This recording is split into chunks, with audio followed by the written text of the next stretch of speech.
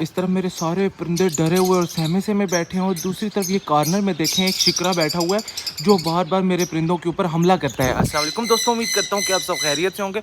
मैं सामने रैबिट की फीमेल को बैठा उस तरफ खिला रहा था कि अचानक से मुझे नजर आया कि हमारे परिंदे जो ना काफी तेज तेज फड़फड़ा रहे हैं। तो मैंने जब गौर किया पता चला कि एक शिकरा बार बार इस तरफ को घूम रहा है। अब ये इन बजीज या फिर डब के शिकार के लिए आया हुआ है, लेकिन इसको ना कोई जगह नहीं मिल रही कि हमारे परिंदों को ये पकड़ सके। अब मेरे पास दो ही ऑप्शन है, या तो मैं जाकर इसे भगा दूं या फिर दूसरा ऑप्शन है एयर गन लाऊं और इसको शिकार कर लूं। यार अगर शिकार नहीं करता तो ये दोबारा से रोज़ाना आएगा और जितने भी हमारे परिंदे मास्टर केज के अंदर है ना वो डिस्टर्ब हो जाएंगे, अपने अंडों के ऊपर नहीं बैठेंगे, बच्चों को खिलाएं पिलाएंगे नहीं और डर जाएंगे। और हो सकता है कि किसी को तो इस डर की वजह से ना हार्ट अटैक भी हो सकता है।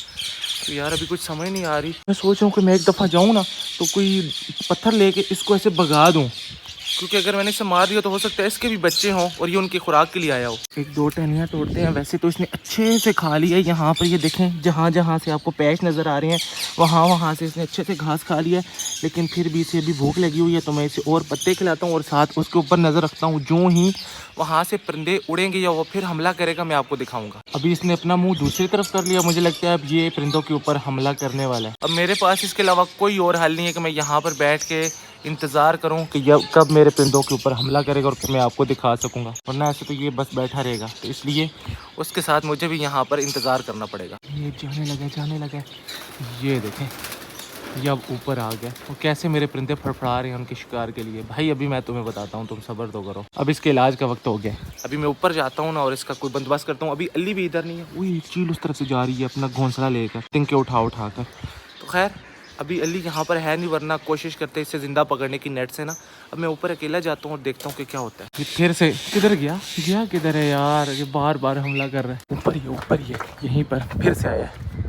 किस साइड पे गया? वो उधर ही बैठा हुआ है, उसी कॉर्नर में बैठा हुआ है। यार यहाँ पर नेट भी नहीं है, वरना मैं इसको पकड़ने की कोशिश करता।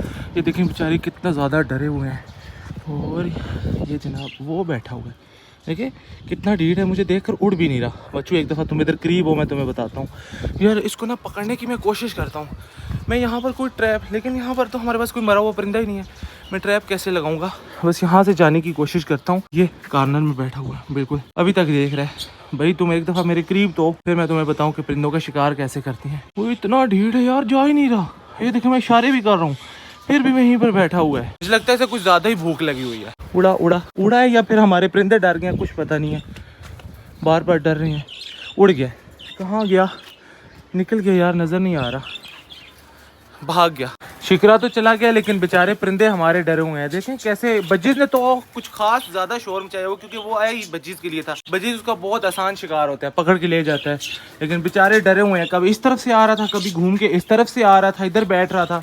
तो इसलिए भाई अब तो जो डब अंडों के ऊपर बैठी थी वो भी सारी गई। ये अंडा नीचे पड़ा हुआ है, एकदम से उठी होगी ना, भागी होगी ना, तो अंडे नीचे गिर गए। ये हिसाब मुझे यहाँ पर लगता है।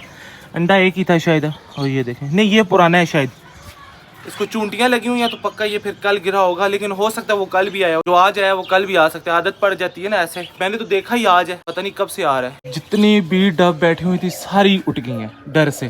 यहाँ पर भी डब बैठी हुई थी, इस तरफ भी डब बैठी हुई थी। ये देखें यहाँ पर अंडे भी पड़े होंगे।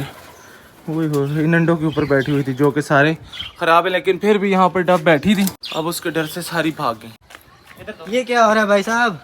सारा फल गिर रहा है यार, सारा गिर के। देखो ये तो पकती जा रही थी, बिल्कुल नरम नरम सी होती जा रही थी। इसके अंदर रस भी आना शुरू हो गया था, मीठी हो गई थी।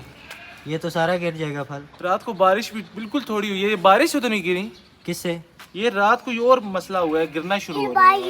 ये देखो कितनी ज्यादा, अभी वो अंदर भी है। वो स्प्रे जो लाए हैं वो एक दफा अब्बास भाई ने की थी ना, तो उससे मसला हो गया था।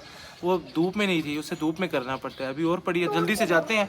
तो दोस्तों फल को बचाना है। यहाँ पर देखें कितना ज़्यादा गिर रहा है। ये जितना ज़्यादा लगा हुआ है ना नीचे, ये देखें कितना ज़्यादा फूल वगैरह गिरे हुए हैं। तो आज ना हम खुद ही जल्दी से जाते हैं, स्प्रे लाते हैं और सब पे करते हैं। हो सकता है यार क्या पता हमारी स्प्रे करने से ये इतना जो फल गिर रहा है ना ये ज़ाया होने से बच जाए। ये वाला तोड़ते हैं। इब्राहिम ये खाना ज़रा खाओ, बहुत प्यारा है, बहुत मीठा है, खाओ ना। स्प्रे करते हैं।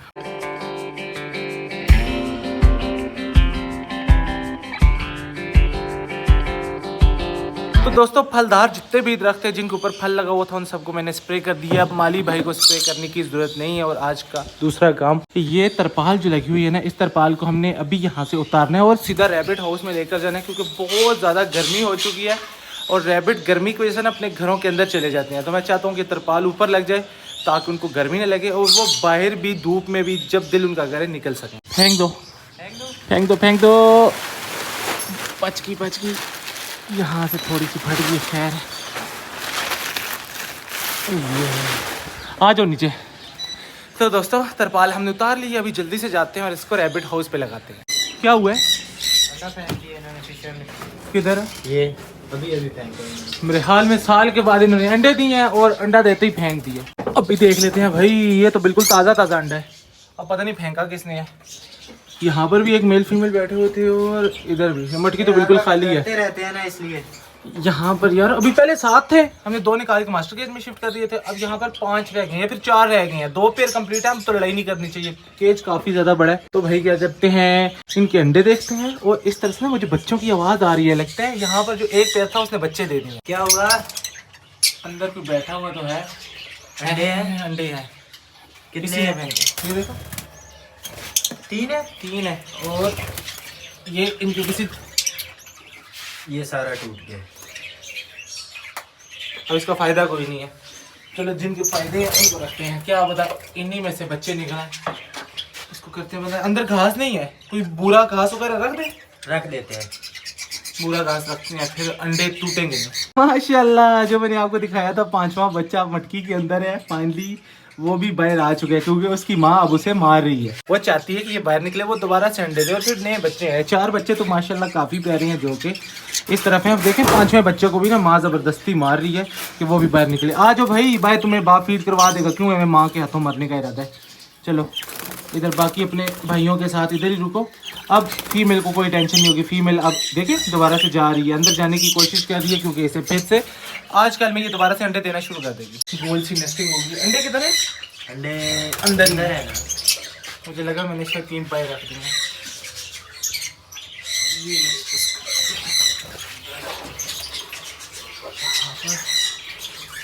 फीमेल बैठ जाएगी अंडों के ऊपर।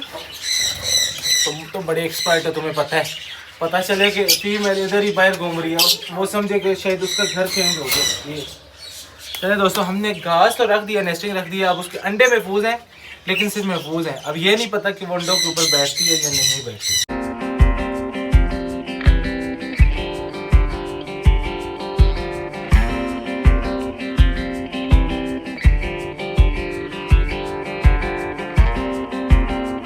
तो फाइनली रैबिट हाउस के ऊपर हमने दोस्तों तरपाल लगा दी है, लेकिन धूप अभी भी है, छाँव यहाँ पर नहीं आ रही, क्योंकि सूरज जब यहाँ से वहाँ तक जाएगा ना तब यहाँ पर पक्का धूप रहा करेगी अगर हम इस तरपाल को बिल्कुल नीचे भी लेकर आ जाते हैं। लेकिन फ़िलहाल इस साल हम इसी तरह गुजारा करेंगे, इसको थोड़ा सा नीचे कर देंगे ताकि यहाँ पर अच्छे से छाँव हो जाए। और अगले साल तक इंशाल्लाह उम्मीद है कि खुबानी का दरख्त खुद ही इतना बड़ा हो जाएगा कि यहाँ पर छाँव कर देगा और हमें यहाँ पर कोई भी छत वगैरह बनाने की या तरपाल लगाने की ज़रूरत नहीं पड़ेगी। खुबानी की अभी भी यहाँ पर काफ़ी ज़्यादा छाँव है, तो हमारे रैबिट्स को अगर कोई मसला हुआ तो इस छाँव के ऊपर आकर बैठ सकते हैं। और ये वाली जगह अभी फ़िलहाल ठंडी है और ये धूप की वजह से काफ़ी ज़्यादा गर्म है, लेकिन फ़िलहाल कुछ गुजारा हो रहा है। और वैसे भी जब तेज़ गर्मी होगी तो हम यहाँ पर दिन में 1-2 दफ़ा इस जगह को धोएंगे, ठंडा पानी लगाएंगे, तो इनको उम्मीद है कि गर्मी नहीं लगेगी। अगर गर्मी लगी तो फिर वक्त के साथ साथ हम यहाँ पर कोई और हल निकाल लेंगे इंशाल्लाह इनके लिए। तो आज का व्लॉग यहीं तक था। आज के व्लॉग को करेंगे यहीं पे ख़त्म। वीडियो अच्छी लगी लाइक कर दीजिएगा और चैनल को सब्सक्राइब कर दीजिएगा। मिलते हैं फिर कल वाली वीडियो में, तब तक के लिए अल्लाह हाफिज़।